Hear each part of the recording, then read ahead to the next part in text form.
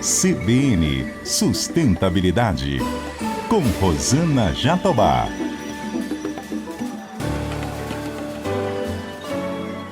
Oi, pessoal, tudo bem? O CBN Sustentabilidade de hoje aborda o papel da tecnologia no monitoramento dos biomas brasileiros.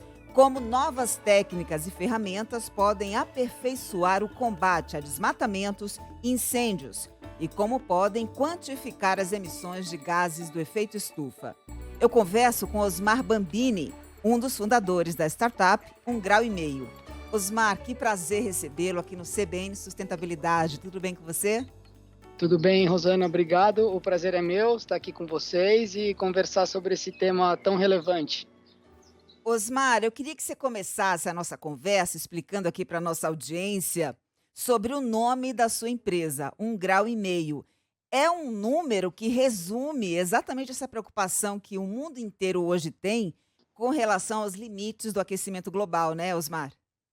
Isso, a 1,5 Grau, ela é filha da Syntexis. A Syntexis nasceu em 2016, final, e nós refundamos a 1,5 Grau porque nesse trajeto da 1,5 Grau, na transformação do nascimento da 1,5 Grau, foi aonde nós conseguimos identificar o nosso propósito como empresa nessa nova economia, nessas novas demandas de mercado e para resolver problemas humanos reais, assim como esses grandes incêndios florestais, né? A relação de 1,5 Grau como temperatura limite para que o planeta não chegue em níveis ainda maiores de extinção de alguns biomas é fundamental.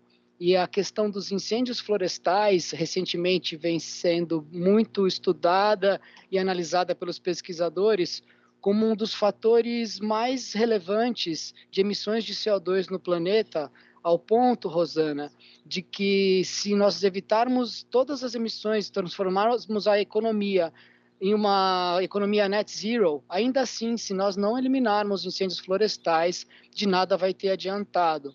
Então, realmente, atuar diretamente nesse ODS, né, no ODS 13, que atua diretamente no impacto das mudanças climáticas, faz parte do nosso trabalho. O resultado veio de um trabalho de 1 ano de cultura entre nós, não só na nossa marca, mas também em quem nós éramos, né, como empresa, e aquela história de trazer o propósito antes do lucro. Então, isso foi muito bem construído, junto com o pessoal da Mandala, né, da consultoria de inovação. Foi um trabalho muito bacana e que realmente mudou muita coisa para a gente, a mudança de nome, porque realmente a nossa identidade, a gente acabou revelando para o mundo o que a gente fazia de fato, né, e que o antigo nome não revelava de alguma forma. Muito bem. Agora, Osmar, recentemente o IPCC divulgou mais um relatório, a primeira das 3 etapas, dando conta de que a gente já atingiu um aquecimento da ordem de 1,07 grau. E que se a gente ultrapassar o limite de 1,5 grau ou até 2 graus, poderemos ter consequências catastróficas. Você está otimista ou acha que o que a gente já produziu não tem mais jeito? Nós vamos sim já sofrer com graves consequências. Olha, eu acredito que nós já estejamos sofrendo graves consequências. Muito do que vem acontecendo a gente vive uma grande extinção em massa de espécies já, uma das maiores, né, a terceira maior extinção em massa de espécies que o planeta já experimentou, né? E realmente eu sempre oscilo entre a esperança e realmente a urgência, que eu acredito que as medidas precisam ser mais rápidas, os caminhos já estão traçados, as tecnologias estão surgindo, os comportamentos já têm um direcionamento para onde eles devem ir. Agora, o que eu me torno um pouco não otimista é a velocidade como nós estamos atuando, a velocidade como o modelo econômico ainda se sustenta em um modelo destrutivo, um modelo não sustentável. Eu acredito que é um grande modelo, é uma grande mudança de estrutura que nós temos que viver, e rápida. Então, a minha dúvida sempre vem nessa questão do tempo. Eu acredito que existe o caminho, mas realmente acredito que a gente tem que correr um pouquinho para conseguir chegar lá. O caos já está posto, me parece então que falta vontade política. Na sua avaliação, o monitoramento da cobertura vegetal é mesmo uma ferramenta indispensável a todos os países que querem adotar políticas públicas para a preservação das suas florestas? Fundamental, existe a nova corrida espacial acontecendo, diversos satélites de diversos tamanhos, capacidades estão sendo lançados. Realmente a Terra nunca foi tão, assim, eu diria, lida, né, de uma maneira tão clara, tão rápida e dando evidências tão precisas do que vem acontecendo em determinados biomas. O Brasil é feríssima nessa área, os institutos, o INPA, o IPAM, o MEP Biomas, o INPE, tem muita gente boa, a Universidade Federal de Minas Gerais, professor Raoni Rajão, existem nomes da agricultura, próprio Marcelo da ABAG, a gente tem gente muito boa, instituições muito boas, que realmente fazem um trabalho assim de classe mundial e de alto nível, liderando até pesquisas mundiais. Órgãos que são reconhecidos lá fora, né, Osmar, a excelência dos seus profissionais, mas que infelizmente aqui no Brasil sofrem muitas críticas. E aí eu me refiro recentemente a uma crítica infundada que fizeram com relação ao DETER, que é esse sistema de monitoramento e que é robusto, é eficaz. Conta pra gente um pouco sobre ele especificamente. O trabalho do INPE é primoroso, é impecável, são pessoas extremamente sérias, mas aí a gente incorre no problema da relação entre a mentira e a meia-verdade, né? A mentira, ela é facilmente desbancada. A meia-verdade, ela se arrasta e leva muita gente ou mal informada ou conivente com a informação por se beneficiar de alguma forma. Então, eu acredito que nesse mundo de narrativas e de pensamentos não ligados a uma realidade factual de dados, abre espaço para que eu crie uma narrativa na qual eu acredito, porque é conivente com a minha vontade e não com os fatos. Então, isso foi o que aconteceu com o INPE, esse ataque que o INPE sofreu, assim como você disse, né, Rosana, que é uma entidade reconhecida mundialmente, premiada mundialmente. Então, é um episódio triste da nossa história, né, termos chegado a esse ponto que chegou com o INPE. Muito bem, então você, como profundo conhecedor de todas essas ferramentas das quais a gente dispõe aqui no Brasil para monitorar os nossos biomas, o que que a gente tem assim de ponta? Conta para o nosso ouvinte. Bom, o próprio sistema do INPE é incrível, existem empresas privadas também surgindo mundo afora, com alta capacidade e alta resolução de monitoramento. Eu vejo o Brasil, depois desses últimos acidentes, existem mobilizações grandes, a gente tem ótimos brigadistas, a gente tem ótimos profissionais, bombeiros, brigadas voluntárias, gente que conhece muito bem a terra, né, o caboclo que está lá no Pantanal, que conhece as trilhas, que conhece os caminhos e que sabe lidar com a terra. Então, nós temos um conhecimento da terra muito importante, porque eu costumo falar, né, o que um grau e meio faz? Eu falo, a gente une a sensibilidade, né, com a ciência. Então, olhando para esse lugar, essa que a gente chama também naquele outro hashtag que é o Human Tech, o Brasil tem muita tecnologia humana. Tecnologia, conhecimento da terra. Então, o grande potencial nosso, assim, as tecnologias e as pessoas estão criando novas ferramentas a cada dia. O próprio INPE e todas as associações, o MEP Bioma, como eu já citei. Então, existe uma onda muito forte de tecnologias, mas também desse conhecimento, tanto acadêmico, como eu citei, como territorial. Então, o nosso trabalho é sempre entender a necessidade desse território, entender quem está lá e atender a necessidade específica do problema que esse território apresenta relacionado aos incêndios, né? A grande crítica que se faz à rede de monitoramento de satélites no Brasil é de que ele só conseguia detectar um foco de incêndio ou de desmatamento tempos depois dele ter ocorrido. Ou, Sim, se conseguia detectar, a informação só chegava tardiamente para os órgãos públicos. sim. Esse gap mudou? Essa diferença entre o tempo real mudou nos últimos Ainda anos? não, Ainda existe não? uma melhoria, mas ainda a gente sofre com uma questão da disponibilidade, porque é uma constelação de satélites com capacidades variadas, né, relacionadas a pontos de calor. Não são imagens, mas são sensores térmicos, são diversos sensores que são embarcados em diversos satélites, uns estacionários, outros polares, que vão fazendo essa rota e que, dependendo do clima, da potência, do momento do início desse foco, a leitura pode ser feita em 20 minutos, mas também pode não ser feita.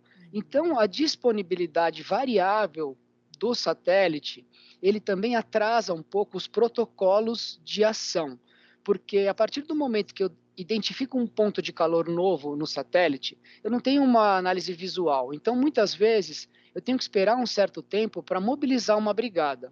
Esses protocolos nacionais, eles podem ir a partir de 3 horas a 3 dias para uma ação. Então, você imagina, quando nós estamos falando de uma detecção precoce, que é o caso das câmeras de alta resolução, que detectam esse foco, o protocolo é algo em torno de 3 minutos. E eu vejo o foco, então eu consigo atuar rapidamente numa resposta rápida. Eu consigo mobilizar a brigada mais próxima, eu consigo agir rapidamente. Os satélites, por outro lado, também, o Brasil é um país imenso, então tem regiões onde não faz sentido você ter uma solução de monitoramento tão parruda. Você pode trabalhar com satélites, porque são regiões mais afastadas e também com menor pressão antrópica, porque no Brasil, Rosana, a maioria dos incêndios é de origem humana e intencional. Sim. Mais de 90% dos focos Criminoso. são de origem humana e intencional. Então, o que nós olhamos como um grande gap? A unificação de protocolos, tanto de ICMBio, do IBAMA, Defesa Civil, brigadas municipais, para que falem a mesma língua. E hoje os protocolos não são unificados, e isso atrasa mais ainda essa reação, essa tomada de decisão, porque e eu vou falar uma coisa para você, até nos Estados Unidos é assim, porque as tecnologias de combate, elas são muito municipalizadas. A pessoa que mora lá, um militar que abriu uma empresa de tecnologia, então quem é do município compra dele. Então tem essa coisa de várias tecnologias muito boas, só que não se conversam, porque atuam em suas áreas. Eu acredito que o próximo passo, e que a gente está trabalhando junto com o pessoal da Unesco, das reservas da biosfera, é trabalhar um protocolo unificado, é trabalhar esse conhecimento de todas as frentes de combate, de prevenção, preparação, detecção rápida, também trabalhar a questão da resposta rápida e analisar o impacto disso tudo. Então, nós temos que rapidamente desenhar um protocolo unificado, de rápida reação, amparado por um sistema holístico de entendimento dos fundamentos do incêndio, para que cada segundo conte. Como diz o bombeiro, o incêndio sempre começa podendo ser apagado com a sola da bota. Então, vamos tentar fazer com que isso aconteça, né? Ajudar esse bombeiro a ter mais segurança, a não morrer queimado e a gente preservar a biodiversidade, etc. Então, eu acredito que esse olhar para o protocolo e para a gestão integrada do enfrentamento ao incêndio vai fazer muita diferença nos próximos anos. Uma questão interessante, Osmar, é o sensoriamento acústico. Eu nunca tinha ouvido falar e fiquei bem interessada, né? Quer dizer, eles instalam ali sensores na floresta que captam sons, determinados tipos de sons que podem sinalizar uma prática ilegal. Sim, esses sensores são fantásticos, eles complementam muito o que nós queremos trazer de indicadores de biodiversidade, principalmente de fauna. É um trabalho realizado em parceria com o Instituto de Pesquisas Ecológicas, o IP, o grande amigo Lauri Cullen, junto com o pessoal da Califórnia, que chama Rainforest Connection. Eles foram premiados pela Rolex num projeto de sustentabilidade, é muito interessante. E o mais interessante desses sensores, onde a gente começou a nossa pesquisa, era como monitorar, né, essa paisagem acústica, que eles chamam de paisagem acústica, e identificar comportamentos não comuns das espécies para identificar perigo dessas espécies, perigos climáticos ou até mesmo caçadores, etc. Então, você consegue identificar pelo barulho dessa espécie se ela está em estresse, se ela está mudando o comportamento, isso mandaria um alerta para a nossa central, dizendo, olha, a espécie está com algum rebuliço está acontecendo fora do comum, através desse som que elas estão emitindo. Também com sensores de bioacústica é possível identificar a população dessas espécies. Então, tem uma área degradada e que eu já monitorava com esses sensores, eu consigo ver o quanto eu perdi de biodiversidade através do som. Se eu tenho uma área sendo regenerada, eu consigo identificar o retorno dessas espécies, eu consigo identificar como ela se posiciona. E também, esses sensores, eles podem identificar sons relacionados a tiro, relacionados a motosserra, tratores. Existem os algoritmos que podem ser embarcados e, a partir daquela vibração, o sensor responde também como, olha, tem um barulho de tiro, então você identifica um caçador entrando na área, você identifica um corte, então faz parte, sim, eu costumo falar que o organismo ele tem que ter um sistema nervoso ativo. O sistema nervoso é tudo que você consegue deixar vivo dentro do sistema. Saber desde onde o bombeiro está se movimentando, eu conseguir enxergar ele no mapa, para avisar para ele evadir de um lugar de risco, ou até mesmo conseguir entender a quantidade de espécies dentro desse espaço, a vida. Então, é muito rico e sem fim as possibilidades que surgem. Essa questão do sensoriamento acústico me faz lembrar a fuga de elefantes na Tailândia por ocasião do tsunami. Eles sentiram ali que estava se aproximando a grande onda e fugiram em direção ao interior do país. E essa fuga foi captada, né, o som da correria dos elefantes, e serviu como sinal de alerta à população. Outra questão interessante também que eu li com relação a essas inovações tecnológicas para a gente monitorar a conservação das florestas, vem aqui da Amazônia, uma líder, agora me fugiu o nome dela, ela criou um aplicativo para que as pessoas da tribo consigam fotografar onde está acontecendo ali algum tipo de prática ilegal, né, incêndio ou desmatamento, e também avisar as autoridades. Ou seja, hoje a gente tem, né, Osmar, uma rede muito grande de possibilidades técnicas para a gente lutar contra esse problema. Sim, é muito importante. Muito nunca é suficiente, né? Sempre diz o ditado para quando a questão é prevenir incêndio, prevenir crimes ambientais. Eu vejo os aplicativos para essas comunidades surgindo, proliferando, isso é muito bom. O IPAN lançou tem o Amazônia Alerta, tem alguns... estou no mapa, eu acho que é super importante as comunidades se organizarem, circularem entre elas, porque elas também se protegem, né, Rosana? O Brasil é um dos lugares onde mais defensores do meio ambiente morrem no mundo. Então, é muito importante que, de alguma maneira, esses aplicativos também protejam as pessoas, denunciem crimes, que isso venha à tona e que não seja tão fácil. Né? O crime ele não pode acontecer tão fácil como ele acontece hoje no meio da floresta. Então, é fundamental e é o bom uso da tecnologia. Eu acho que é bem por aí, a gente precisa trazer aquilo que a gente estava falando no começo da conversa. Unir o conhecimento local, o conhecimento ancestral com a tecnologia. Como é que a gente faz isso sem ser invasivo, sem querer mudar a regra cultural de quem está no território? Eu acho que essa é uma arte aí para desenvolver. Pois é, e a gente tem um enorme desafio também de tentar coibir um comportamento escandaloso, que é o do poder público sendo conivente com esse tipo de prática ilegal que a gente vê hoje nos nossos biomas. Mas isso, Osmar, é para uma outra conversa, porque hoje a gente está aqui destrinchando, né, as maravilhas da tecnologia em prol do combate a esses problemas. Eu queria que você falasse também sobre a análise das emissões de CO2 por incêndio evitado e também de indicadores de impacto na biodiversidade que vocês realizam aí na 1,5 Grau. Conta pra gente. Maravilha. A questão das emissões, elas estão relacionadas a uma análise comparativa, a um passado histórico, onde nós criamos uma linha de base que determina, num passado, até um ponto onde a gente determine o início de um projeto de enfrentamento mais eficiente, seja através do sistema da 1,5 Grau ou de qualquer outra implementação mais eficiente de brigadas. Comprei mais caminhões, tenho mais brigadistas, tenho um sistema melhor de satélites, ou seja, o que quer que seja feito a partir de um marco zero. Então, analisa-se o que acontecia no território, nessa região, antes desse momento.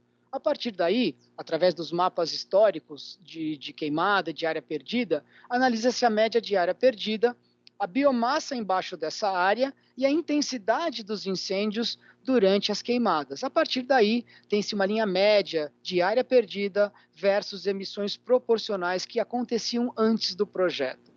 Implementa-se o projeto, passa-se a acompanhar o dia a dia desse projeto e mensurar os novos incêndios, mensurar a área perdida, mensurar a biomassa afetada, intensidade de incêndio, para depois de um período comparativo, fazer a análise entre esses dois períodos e determinar qual foi a área reduzida através de um projeto de enfrentamento bem implementado. Então, a partir daí, você chega nesse número, que é o número das reduções evitadas por incêndios florestais, que até muito pouco tempo atrás não eram levadas em consideração, mas como a gente conversou da última vez, essas emissões, elas no Brasil em anos mais secos são o fator de maior fator de emissão do país. Sim. Então deve ser levado em consideração. Hoje, incêndios e desmatamento respondem por 87% das emissões brasileiras, né, Osmar? Sim, é assustador. E antigamente o que acontecia em anos mais secos, todos os últimos anos ultrapassou os outros setores, né? Desmatamento, agricultura, energia, resíduos industriais. É assustador, Rosana. Com certeza. Osmar, hoje a gente observa uma corrida por parte do setor empresarial no sentido de inventariar as suas emissões de CO2. Essas tecnologias que a gente tem hoje disponíveis no Brasil estão sendo acessadas por esses empresários? Existe um movimento forte, um interesse muito grande. Existe também um desconhecimento que confunde mercado regulado com mercado voluntário. Existe um trauma do mercado regulado, né, da crise da Bolsa de Chicago, da época que caiu a Bolsa em 2000, e que caiu a Bolsa de Chicago também. Então, hoje, existe um processo de reeducação, de entendimento que existe um mercado voluntário, que é muito mais simples de ser acessado, através de projetos de REDD, e que evitam o desmatamento, até o desmatamento em área onde o desmatamento é legal. Então, esses mecanismos eles estão vindo junto com a recuperação verde, com novos fundos investindo para que proprietários de terra com alto potencial de reserva de carbono deixem de desmatar essas áreas e, através de projetos de REDD, se encaixem para gerar fluxos financeiros relacionados ao carbono. Então, hoje a gente olha muito assim, muita gente, mas esse negócio de carbono, fala, peraí, esquece o mercado regulado, vamos falar em mercado voluntário. O mercado regulado é mais burocrático, existiam regras governamentais de país, né? Então, realmente era mais complexo, mas o mercado voluntário ele facilitou o acesso a esses mercados. E é um mercado altamente promissor, né, Osmar? Aqui no Brasil está começando a pegar atração agora. As empresas que emitem muitos créditos de carbono ainda não se beneficiam, porque o mercado não é regulado, né? Só na Europa ou nos Estados Unidos é que você vê ele já mais amadurecido. Mas a expectativa é que a gente consiga aqui no Brasil estabelecer sim, inclusive agora o próprio governo tentando estabelecer marcos, né, para regulamentar essa questão dos mercados de carbono. Sim, é um movimento que não tem mais volta, eu acredito. Existe também a questão para nós olharmos para o que é compensação e o que é conservação, preservação, o que são ações de carbono no solo, que estão realmente não só compensando as emissões que eu faço, mas evitando de emitir. Então, esse é o grande desafio, por onde as empresas também estão sendo cobradas, existe um olhar crítico para essa questão da compensação versus ação no solo, redução na fonte. Então, a gente vai ver muita discussão sobre isso nos próximos anos, aí é um debate eterno. Assim. Não, e eu adoro essa controvérsia. Inclusive, o Al Gore, quando esteve recentemente participando com a gente de um evento, Cidadão Global, ele disse que não adianta essa história de mercado de carbono, né, de compensar aquelas empresas que estão emitindo menos e dando uma licença para as empresas poluidoras continuarem a poluir, porque o ideal seria, de fato, você ir na fonte e reduzir a emissão. Sim, né? Exatamente. Então, é bem por aí. Então, eu acho que eu não quero demonizar a compensação, ela é muito importante também, que sejam, mas não vai ser só isso que vai resolver o problema. tem outras ações, são ações conjuntas, não é uma coisa ou outra, são todas, né? Quanto mais árvore plantada, melhor, quanto mais compensação, melhor, mas as empresas vão ser cobradas por reduzir a emissão na fonte também. Bem, você é expert em monitorar, em diagnosticar, saber o que estão fazendo aí com o nosso planeta. Mas em termos de tecnologia para a gente fazer a captura e o sequestro de carbono e armazenamento, o que você realmente aponta como uma solução importante? Porque a gente tem muita coisa, né? Tem até plantas na Noruega que fazem ali a captação do carbono na emissão ali mesmo na chaminé. Você tem o Bill Gates querendo lançar na estratosfera placas reflexivas para encobrir a luz do sol e assim também evitar o aquecimento global. Tem uma série de inovações, mas qual delas é a que te parece mais realista? Eu costumo brincar que a tecnologia mais eficiente que tem é a floresta, né? Ela se desenvolveu aí por milhões e milhões de anos, chegou em uma perfeição tecnológica que nunca a gente vai conseguir, nem a melhor da biomimética vai conseguir refazer. Então, para mim, é olhar o que a natureza pede e deixar ela passar. Essa é a primeira coisa. Vamos observar mais, observar o que porque ela pede, está aí, está muito simples, a gente precisa olhar para ela. Então, valorizar a tecnologia que está aí, das árvores, né? Sim, existem pesquisas com plantas que têm uma capacidade de absorção maior de carbono, modelos agroflorestais, né, que também potencializam esse armazenamento de carbono, novas tecnologias, como você citou, até essas maluquices do Bill Gates de botar espelhos. Eu acredito que o que nós temos também, né, voltando um pouco até no nosso tema anterior, vamos olhar para tecnologias não para tentar minimizar o nosso dano, mas a gente tem que parar de fazer esse dano. A gente tem que mudar o nosso modelo econômico, não só compensar ou mitigar ou trazer tecnologias para reparar. Eu acho que a reparação é importante, mas ela tem um prazo limite, a gente não pode continuar consertando o que está errado. A gente tem que trocar o que está errado pelo que vai funcionar de uma maneira melhor. Então, acho que é isso também. Quando você fala na gente querer imitar os processos naturais, eu acho que toda essa discussão de sustentabilidade gira em torno disso, da gente fazer esse regresso, né? Observar o que a gente tem de fato como parte do meio ambiente, não dissociada dele. E me faz lembrar aquele grande provérbio, né, da Bíblia que diz: olhai os lírios do campo, porque nem o rei Salomão, com toda a sua riqueza, conseguiu imitar um deles. Eu acho que é Pois uma é, boa fonte de inspiração para a gente, né, Osmar? verdade, Rosana. É muito importante observar essa bondade da natureza com a gente, que nos dá tudo e ela não pede nada de volta, só que seja respeitado. Acho que o melhor que a gente pode fazer é não atrapalhá-la, é deixar ela fazer o seu processo, respeitar, porque ela entende tudo e nos cuida. Então, é hora de voltar a gente a cuidar mais, né? Entender que somos seres extremamente dependentes, inseparáveis, somos do mesmo organismo, essa visão de Gaia mesmo. Então, acho que essa reconexão, esse resgate humano dessa inseparabilidade é o que também pode nos salvar, né? Entender que a gente faz parte desse ser. Muito bem. Osmar, adorei conversar com você. Pena que a gente não tem mais tempo. Um grande beijo, parabéns pelo seu trabalho e até uma próxima oportunidade. Obrigado, Rosana. Foi um prazer. Estou sempre à sua disposição. É sempre muito bom conversar com você. Eu conversei com Osmar Bambini, um dos fundadores da startup 1,5 Grau. Além de ter acesso ao conteúdo pelo YouTube, você também encontra essa entrevista no site, no aplicativo da CBN ou no seu agregador preferido de podcast. Colaboraram comigo aqui no CBN Sustentabilidade, minha linda produtora Érica Paixão, nos trabalhos técnicos o Tico, Anderson Wendel e na edição Rafael Furugem. Um beijo para você e até uma próxima oportunidade.